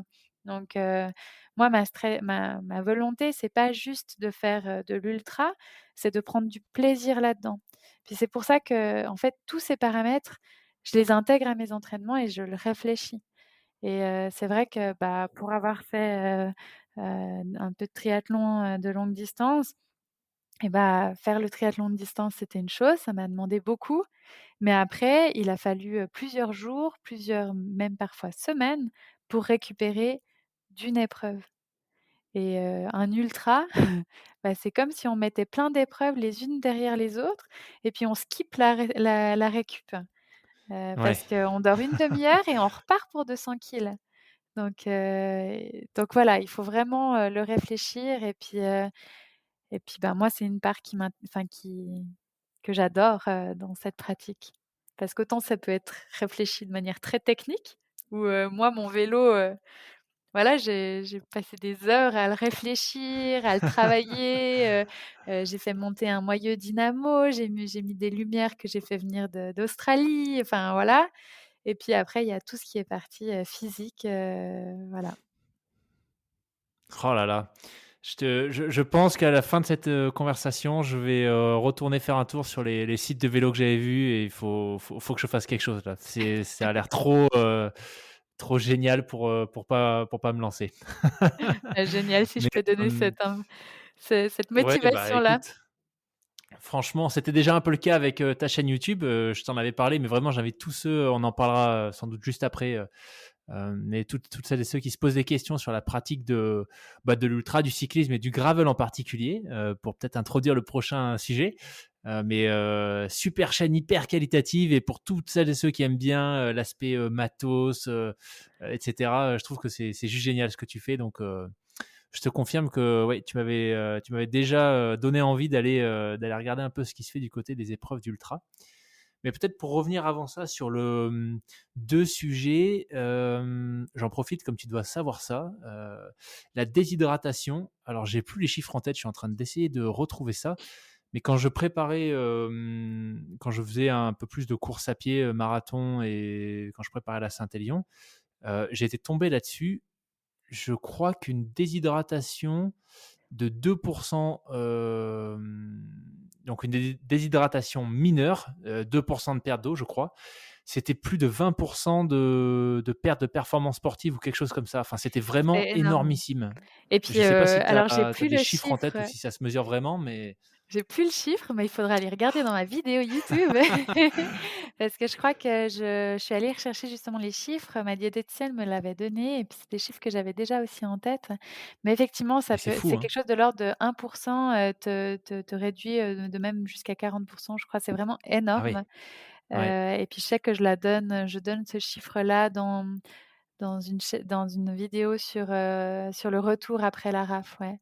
Parce que, bah, ouais, c'est j'irai vrai voir. que l'hydratation, au-delà de l'alimentation, l'hydratation, c'est un thème en soi, et aussi qu'est-ce qu'on boit? Parce que, bah, moi, mes nombreux troubles, gastriques, en course, ça vient aussi sur, de quoi on s'alimente et il y a des gens qui sont très résistants, qui pourraient aller manger des chips et une pizza, pendant leur sortie et puis il y a d'autres gens qui sont plus fragiles, qui devront vraiment faire attention. Puis, c'est vrai que, bah, moi, si je mange une pizza ou, là, je l'ai vu, j'ai fait la Gravelman, il y a 2-3 semaines, j'ai mangé une demi-part de flan, ça a été très, très compliqué sur la suite de la course.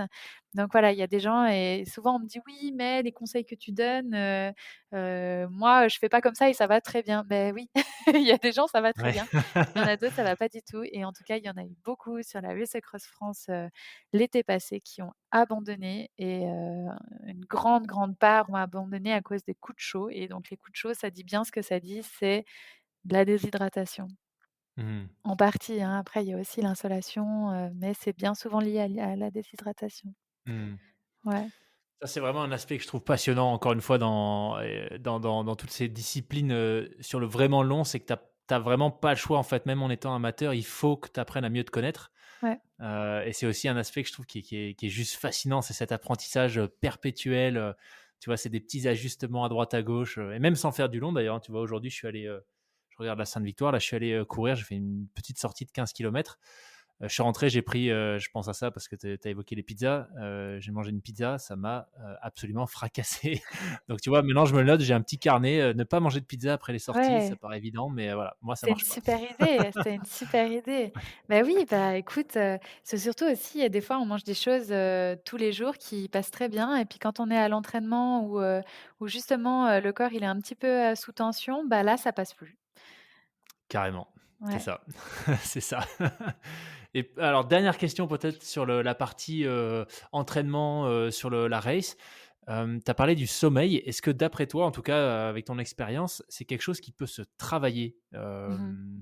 Le fait de réduire, tu disais que tu as trop dormi. Est-ce que tu penses qu'avec de l'entraînement, tu aurais pu réduire la durée pendant laquelle tu as dormi ou c'est ce qu'il te fallait? Ouais, alors je pense qu'on peut clairement, optimiser ce point-là. Moi, j'ai trop dormi, en fait, j'ai eu un souci de femme sur, le début de la course. J'ai eu, simplement mes périodes qui sont arrivées au moment du départ et ça m'a, fracassée.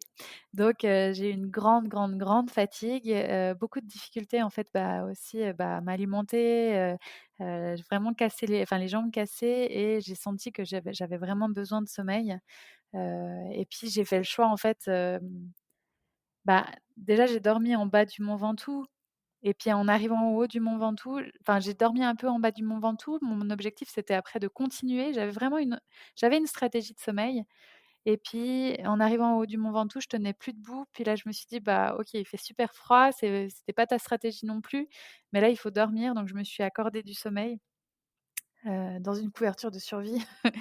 Mais bah, ça fait pas rêver, mais par contre le lendemain, le réveil avec, le lever de soleil depuis le mont Ventoux, il y a peu de personnes je pense qui peuvent le vivre et ça c'était incroyable.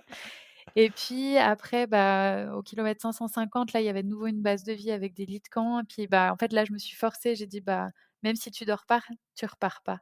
Parce que là, ton corps, il morfle, il a vraiment besoin, de temps et puis, du coup, bah, je suis restée couchée, pendant un certain temps à regarder le plafond et puis, après à dormir un peu. Par contre, c'est vrai que sur la suite de la course, heu, depuis le kilomètre 550 jusqu'à la fin, j'ai dormi 2 heures. Donc en fait, j'ai à peu près dormi 10 heures Ah oui. sur la première moitié. Ce qui fait que c'est difficile aussi d'arriver, en 36 heures, à temps quand tu dors pendant 10 heures. Donc voilà et puis, bah, sur la dernière partie, j'ai dormi 2 heures à peu près. J'ai fait, 1 heure et demie, vite fait comme ça dans un garage souterrain où j'ai posé, mon sac de couchage avec, 3 autres acolytes, que j'avais rencontrés en route. Et puis, après, bah, eux avaient décidé de repartir. Du coup, on s'est tous levés, on a pris la route. Finalement, ils se sont arrêtés. J'ai continué ma route et puis, avec une autre personne, jusqu'au kilomètre 780 où il y avait une base de vie. Puis là, c'était 5 heures du matin. Donc, faut savoir que la stratégie de sommeil, ça se travaille parce que, bah, notre corps, il produit des hormones, il produit différentes choses qui vont soit nous endormir, soit nous garder éveillés. Et il se trouve que justement à 5 heures du matin, bah, là, le corps, il produit des choses qui vont plutôt nous réveiller et il arrête de produire les choses qui nous endorment. Donc mon acolyte, avec qui j'avais fait quelques kilomètres, Bah, en fait, lui, il a décidé d'aller dormir et moi, j'ai j'ai décidé de ne pas dormir, même si c'était très, très tentant parce que justement, il y avait des bons petits lits, il y avait une douche et tout ça. Bah, à ce moment-là, non, j'ai décidé que je continuais ma route parce que le 5 heures du matin, c'était parfait. Le soleil se levait, on allait enfin, mon corps allait vraiment commencer à se stimuler.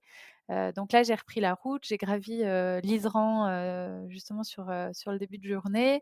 J'étais pleine d'énergie, enfin grâce à mon corps en fait, hein, qui produisait, vraiment des choses pour, me mettre en pleine énergie et puis, le chaud-froid entre le haut de l'Isran et puis, le bas de l'Isran, ça m'a cassé les jambes. Puis, là, j'ai fait le Cormet de Roseland, dans un état second, c'était vraiment extrêmement dur. Puis là, il y a quelqu'un en haut du Cormet de Roseland qui me dit: «Mais, enfin», il me dit: «Mais vous faites quoi?» Je lui explique un petit peu, puis du coup, il était vraiment, super impressionné et puis il me félicitait. Et puis moi qui suis de nature joviale, là, j'avais vraiment pas envie de parler, puis j'arrivais pas à communiquer. Puis là, il l'a vu, il m'a dit: «Mais allez dormir 30 minutes. 30 minutes et vous repartez». Puis je me suis dit: «Bon allez, on va essayer». J'ai jamais essayé les turbo-siestes, je sais pas si ça marche. Pour le coup, ça, j'avais jamais entraîné. Puis je me suis dit: «Bah OK, je le fais». Je du coup, dans un virage, là, je tombais de sommeil. Il y a vraiment un moment où je me suis dit: «Bon là, c'est tu prends trop de risques». Je me suis mise, sur le bord de la route, couchée, mis le capuchon, le téléphone sur moi, le réveil, à une demi heure chrono, après, je me suis endormie, mais comme une masse. J'arrivais enfin, c'était vraiment mais horrible, hein. Il y a À ce moment-là, je me suis dit: «Waouh, il te reste, 150 kilogrammes et puis tu vas t'arrêter là, quoi». C'était vraiment très compliqué, là, en plus, tous les messages négatifs, hein. «Tu vas pas y arriver, pourquoi tu fais ça?» Enfin vraiment, là, il y avait plus aucun intérêt à continuer, quoi et puis, pouf, je m'endors, je me réveille, le réveil qui sonne. «Oh, j'ai envie de danser, allez on y va et on y retourne» et c'était trop beau, la vie était trop belle. J'ai fait, le le col des saisies, sous la pluie, je trouvais ça trop génial. Je me suis dit: «Je vais puer un peu moins à l'arrivée». Il y a tout qui était génial et voilà, je suis arrivée sur, Sallanches, je crois. J'ai fait le col, de la nuit est tombée. J'ai fait le col, de la Colombière où, je voyais qu'il y avait les orages qui arrivaient, donc il fallait vraiment que je me magne parce que le col de la Colombière, quelques kilomètres avant le sommet, il y a plus d'habitations et quelques kilomètres après, il y a plus d'habitations, donc on peut plus s'abriter. Alors je me disais: «Alors, faut que tu te dépêches, faut que tu te dépêches et toi, tu arrives ce soir». Donc je me suis remise dans une monstre énergie, je me suis fait des exercices en plus, allez, tous les 3 poteaux, tu fais 15 pas de danseuse et puis, hop, hop, hop et vraiment j'avais une énergie de malade et voilà, je suis arrivée en haut, j'ai réussi à finir ma raf et voilà. Donc tout ça pour dire que oui, je pense que ça se travaille vraiment. Moi, l'année passée enfin cette année sur, la 1100, j'ai décidé de pas m'entraîner sur le sommeil, même si d'une certaine manière, je me connais en étant fatiguée parce que je suis infirmière.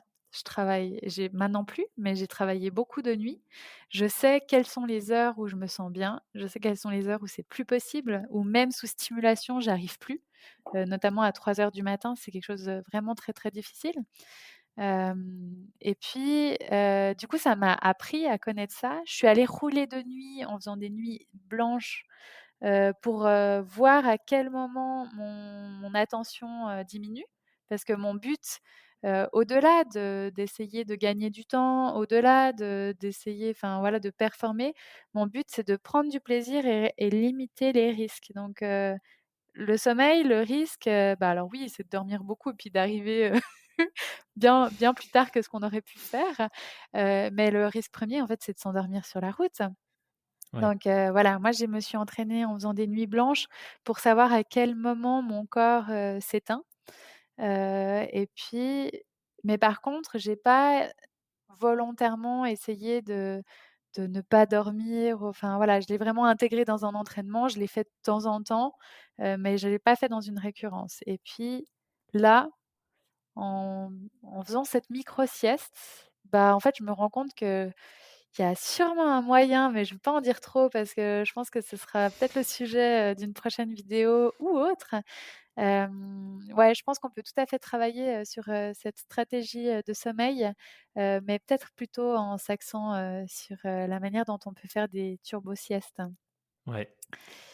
et ça Complètement. complètement. Écoute, je prêche peut-être pour ma paroisse, mais tu sais, à côté de mon job, quand je travaillais encore chez Apple, jusqu'à il y a quelques semaines, j'avais passé un diplôme, un certificat, de préparateur mental Ah! et on travaillait notamment sur, sur le des exercices de relaxation qui peuvent être utilisés pour des micro-sommeils, et en fait et depuis du coup je le fais régulièrement, tu vois? Parce que, j'ai pas mal, j'ai plusieurs projets aussi que je mène de front et ça arrive parfois qu'il y ait des coups de un peu de fatigue et je suis pas surpris de ce que tu dis par rapport à l'impact de ta sieste de 30 minutes parce que déjà juste 10 minutes, un quart d'heure et tu peux même il y a même des exercices que tu peux faire éveillé sur une chaise, donc Mmh. assis, même pas allongé et c'est incroyable, l'impact positif que ça peut avoir sur tout ton niveau d'énergie, ton mood, comme tu l'as dit. Ouais. Tu vois, te réveiller, en ayant envie de danser, d'être contente sous la pluie alors qu'une demi-heure avant, c'était la fin du monde, ça en est un bel exemple. Donc Ouais. voilà, regarde peut-être si jamais, c'est un sujet qui vraiment t'intéresse, tout ce qui est, préparation mentale et les exercices, qui vont avec, notamment de respiration, Mmh. et d'imagerie mentale, c'est hyper puissant, hyper efficace. Alors peut-être pas Ouais. pour tout le monde, mais franchement globalement, tous les exercices que j'ai pu faire tester, ça a marché d'une manière ou d'une autre. Ouais, alors en tout cas pour, la RAF cette année, j'avais fait de la préparation mentale, mais j'avais, skippé la partie, sommeil. Je pense involontairement et volontairement parce qu'en fait ça me fait peur. Je suis quelqu'un qui dort pas beaucoup, mais qui je crois que le fait de souffrir de manque de sommeil, pendant le fait que je travaillais de nuit, parce que, bah, en tant qu'infirmière, j'enchaînais régulièrement 4 nuits. Donc ça veut dire que, bah, la première nuit, on est tellement défracté qu'on dort longtemps après la première nuit et puis on se réveille et on va travailler. Enfin, c'est vraiment un rythme, difficile. Puis en fait après, notre corps il comprend plus rien et puis, bah, après la deuxième, la troisième nuit, la quatrième nuit, bah, on n'arrive plus à dormir. Ce qui fait qu'on enchaîne les nuits sur un corps qui est déjà fatigué, on n'arrive pas à dormir et puis on a ce moment justement à 3 heures du matin où on s'endort. En tout cas, c'était le cas pour moi et puis ça, c'est quelque chose dont j'ai souffert dans ma vie professionnelle et puis, bah, allant maintenant que je fais plus de nuit, bah, moi, ça s je me disais: «C'est vrai, c'est hors de question, je ne peux pas me priver de sommeil, sachant que je fais tellement Ouais. de choses dans ma vie pour travailler cet aspect-là» et en fait, je pense que et tu le dis très bien, on n'a pas besoin de se priver de sommeil pour travailler la stratégie de sommeil et ça, c'est quelque chose qui m'était pas apparu, avant la RAF de cette année, mais qui, franchement, constituera un réel entraînement pour la suite, ouais. Génial, génial. Waouh! En tout cas, on sent bien que ces 2 épreuves de RAF, ça a été des tournants un peu dans ta pratique, évidemment du cyclisme, mais j'ai l'impression surtout du sport en général et dans cette recherche d'identité, moi j'ai le sentiment quand tu le racontes que tu as trouvé quelque chose. Du coup, ça a été quoi l'impact, sur ta pratique du vélo pour la suite? Et quelle est-elle aujourd'hui, notamment avec, tu vois, le gravel? Hem, Bah, en fait, ouais, tu parles d'identité et puis, ça, c'est vraiment très, très fort. Je Comme on disait tout à l'heure, le les autres sports que j'ai eu fait, il y avait vraiment, cet esprit, de la communauté. Alors je dis pas qu'elle est pas là dans le cyclisme, mais, en fait, on est seul sur le vélo et à l'entraînement aussi, alors c'est plus ou moins facile d'aller courir avec quelqu'un qui a pas le même niveau, parce qu'on peut faire des tours de terrain, on peut faire du fractionné, mais par contre faire du vélo quand on n'a pas le même niveau, c'est pas toujours facile. Surtout que, bah, il y en a beaucoup sur le vélo, une fois qu'ils sont sur le vélo, il faut qu'ils fassent la vitesse et puis du coup, bah, voilà, si on n'est pas hyper fort ou j'en sais rien, on se fait ou que simplement ce jour-là on est moins rapide, bah, on se fait vite distancer. Et puis du coup aussi, bah, en tant qu'infirmière, moi je me suis beaucoup, beaucoup entraînée seule et puis, bah, j'ai commencé à construire une identité par le sport, mais en le pratiquant seule. Puis ça, c'était, bah, la première fois. parce qu'en tant que nageuse synchronisée, bah, nager seule, c'est rare. Ça existe Eh les oui. solos, mais du coup, c'est plus de la synchronisée, c'est de la natation, artistique ou je sais pas, mais on n'a plus cet effet de se coordonner tout le temps avec les autres, de regarder ce que les autres font, enfin, parce qu'il y a vraiment ça, hein, dans la natation synchronisée. Donc voilà et puis, le vélo en fait j'ai, bah, déjà la première entrée en matière, l'Ironman de réaliser que j'avais des compétences en fait, je suis arrivée 4e, je me suis dit: «Je m'attendais pas du tout à ça». Quand on m'a dit qu'il y avait qu'une enfin que j'étais au pied du podium, alors oui, il y a toujours la déception de se dire: «Oh la médaille en chocolat, c'est pas seulement forcément celle qu'on espère». Mais waouh quoi! J'ai été capable de ça et puis c'est pas que mon corps qui m'a amenée là, c'est l'association de mon corps et de ma tête et du coup, c'est mon moi global et ça, franchement, là, je me suis rendu compte, en fait, de la force que peut avoir, un être humain.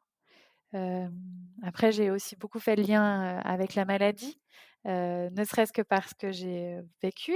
Enfin, j'ai pas été malade, comme ce que je peux rencontrer, dans mon travail, mais j'ai traversé quand même, voilà, des épreuves, que ce soit au niveau alimentaire, que je le disais avant, quand j'étais nageuse, mais aussi, par les inflammations que j'ai vécues après et tout ça.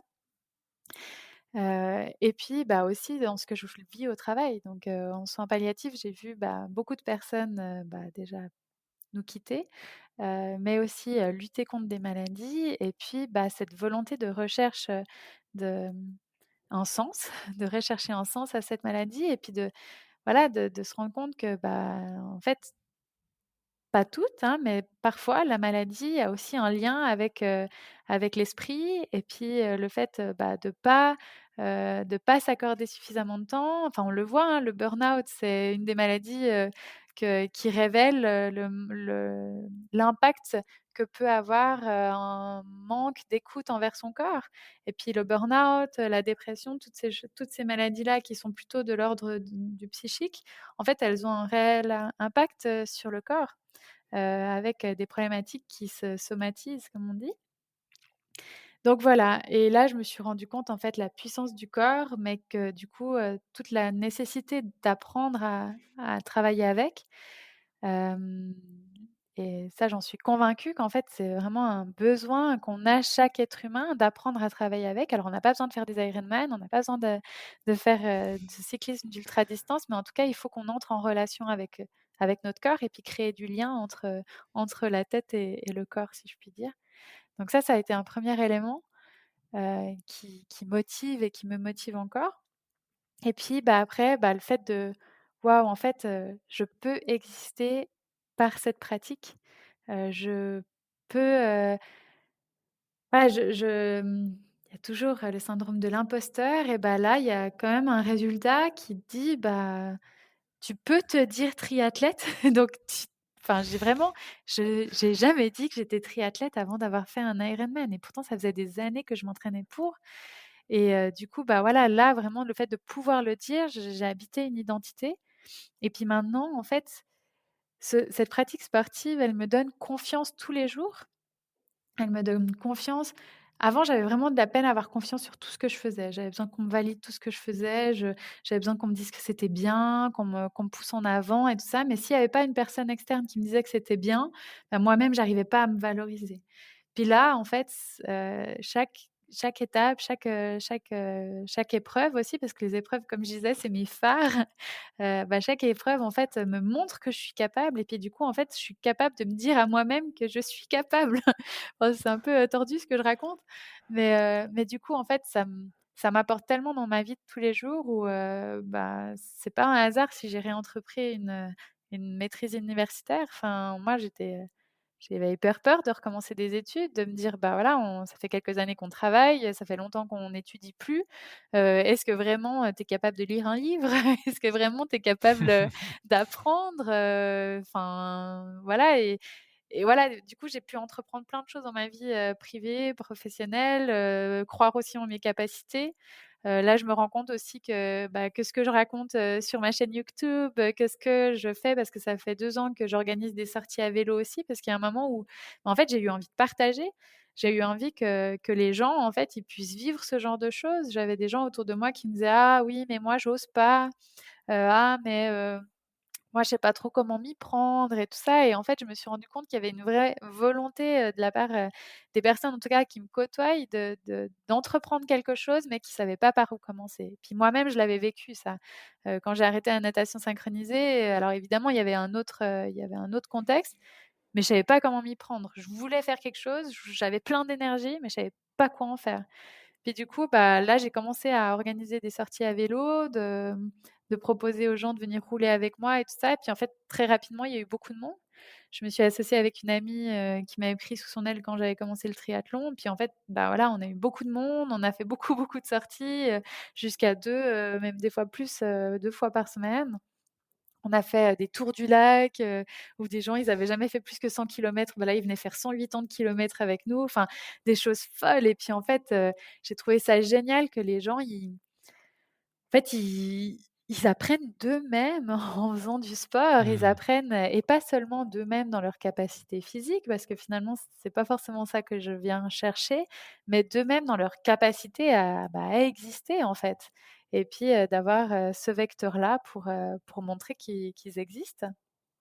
Et puis, voilà, du coup, en fait, maintenant ça m'anime énormément parce que je me rends compte que je peux susciter chez l'autre, une reconnaissance de soi, un déploiement, identitaire, hein, enfin qui je sais va faire boule de neige. Et puis, soit dans leur propre vie, personnelle, professionnelle et tout ça, qui vont pouvoir se déployer, mais peut-être aussi engager d'autres personnes autour d'eux, en fait, à se dépasser. Et puis ça, je trouve ça génial. Enfin, là, de temps en temps, j'ai des gens qui m'écrivent en me disant: «Waouh, je me suis inscrit à la RAF parce que tu m'as trop donné envie», enfin, je trouve ça génial. Puis c'est pour ça que là, on continue dans cette chaîne YouTube et puis qu'on est en train de réfléchir à qu'est-ce qu'on peut, proposer, en 2022 pour aller encore plus loin dans ce qu'on propose aux gens, quoi.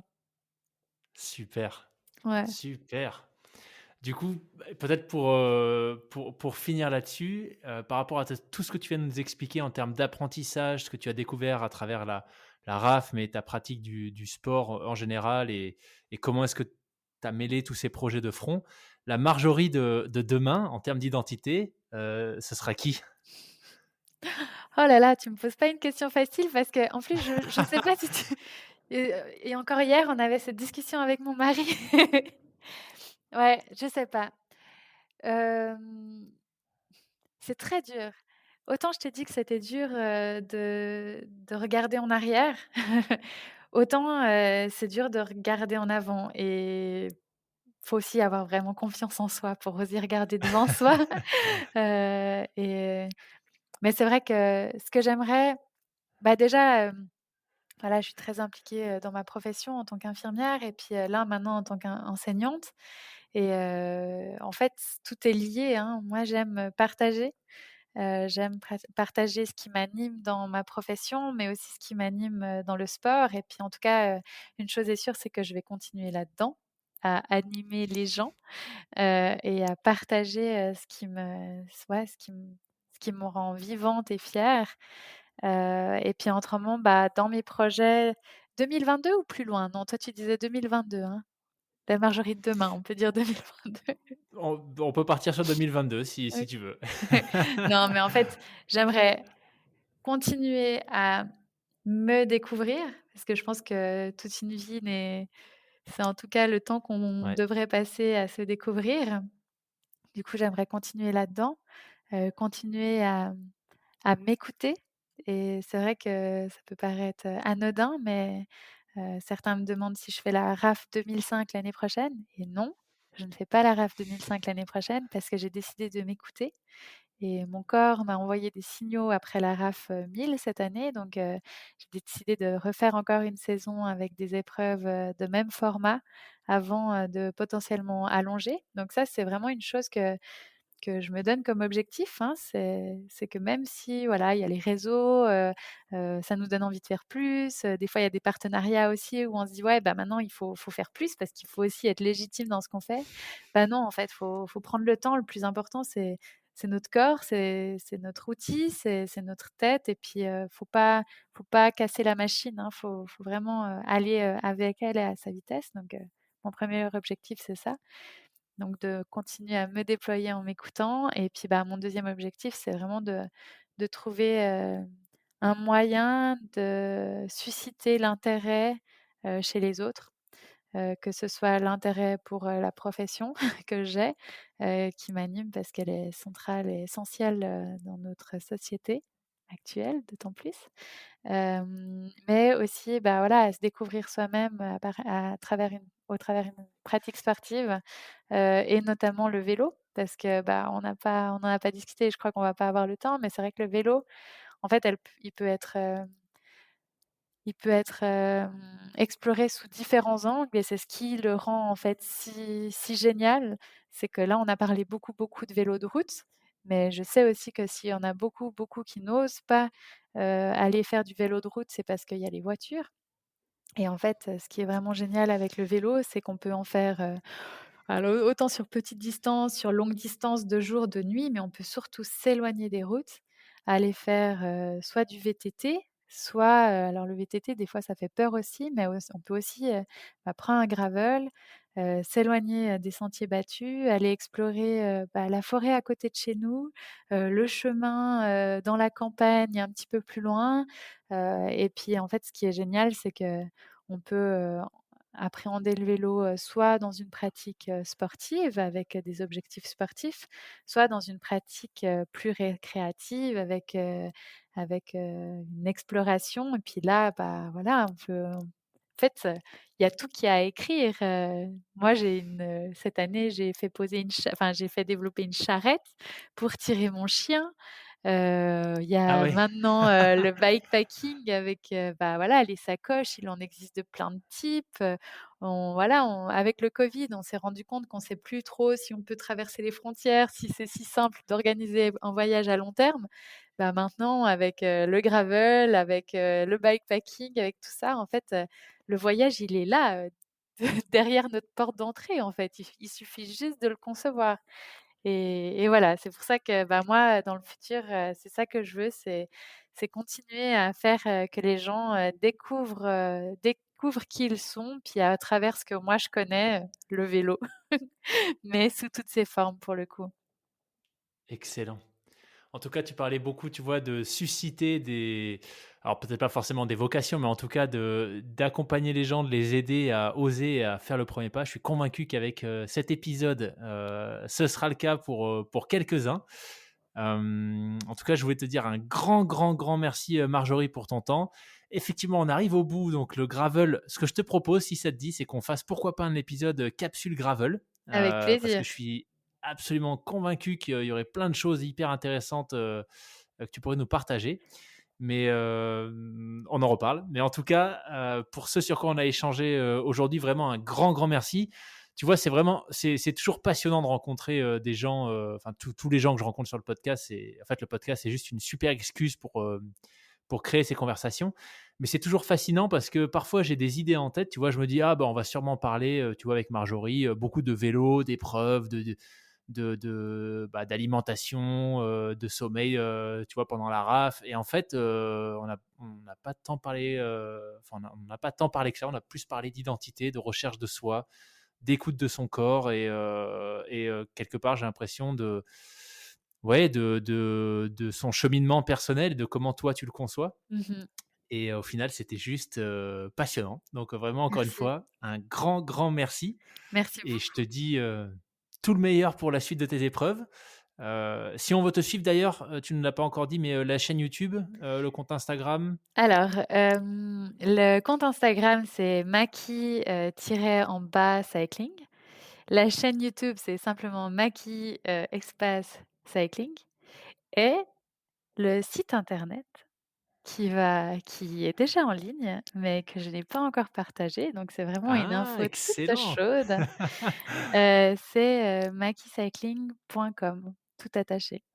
Génial. Donc Maki, Maki, Cycling, cycling.com. exact. Super. Oh là là, Voilà. l'avant-première sur les frappés. Trop Voilà, cool. c'est ça et puis, je vais proposer des choses pour, vraiment me rapprocher de la communauté. Super. Eh ben, écoute, on va aller regarder tout ça. Un grand merci Marjorie, pour ton temps, pour tout ce que tu as bien voulu partager et tout le meilleur pour la suite alors. Merci à toi en tout cas pour, m'avoir mis à l'honneur le temps de ce podcast et puis pour toute ta bienveillance. Avec grand plaisir. Salut Marjorie. Ciao, ciao.